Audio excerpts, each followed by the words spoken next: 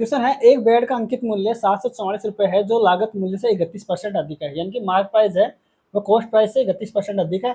यदि लाभ 9% है, ठीक है, तो छूट प्रतिशत दशमलव के 2 स्थान तक पूर्णांकित ज्ञात कीजिए। ठीक है, अपन कॉस्ट प्राइस मान लेते हैं इसकी 100x। ठीक है, कॉस्ट प्राइस अपन क्या मान लेते हैं, 100x मान लेते हैं। ठीक है, अगर कॉस्ट प्राइस 100x है तो मार्क प्राइस क्या है, लागत मूल्य से 31% अधिक है।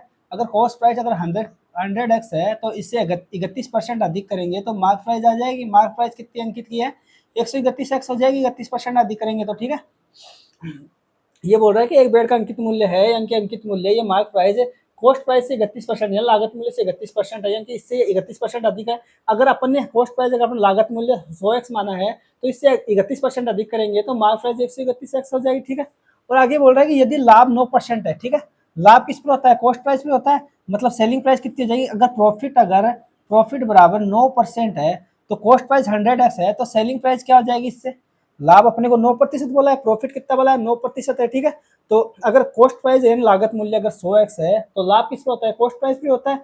अगर कॉस्ट प्राइस अगर 100x है तो लाभ अगर 9% हो रहा है तो सेलिंग प्राइस 100 में 9 जोड़ेंगे तो 109 हो जाएगी। ठीक है, 109x हो जाएगी। 100 प्रॉफिट अगर 9% है तो कॉस्ट प्राइस पे सेलिंग प्राइस कितनी आ जाएगी, 109x आ जाएगी। ठीक है, अब अपने को बोला है डिस्काउंट परसेंट कितना है। डिस्काउंट परसेंट बराबर होता है डिस्काउंट अपॉन मार्क प्राइस पर इंटू 100%। ठीक है, यही होता है।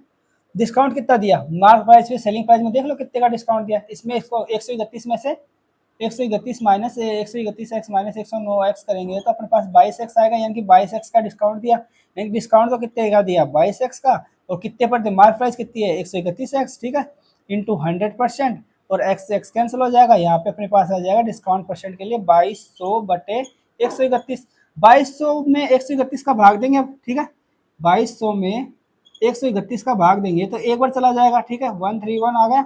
अब 10 में से 1 गए तो 9 बच गए, और ये 11 में से 3 गए तो 8 बच गए। ठीक है, 11 में से 3 गए तो 8 बच गए, और ये 0 यहाँ से बिंदु ताल ये कितनी में चला गया, 13 7 91 13 7 91 तो ज़्यादा में चला गया।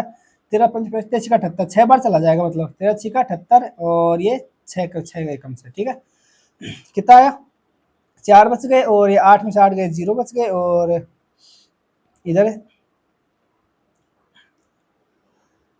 104 आ गए। ठीक है, अब पॉइंट लगाएंगे, संख्या तो है नहीं तो बिंदु आ जाएगा इस तरह से। कितना है, 16 पॉइंट है, 13 5 65 13 6 78 13 51 104 7 में चला जाएगा, मतलब 7 एकम 7 और 13 78 7 91। ठीक है, ये आ जाएगा।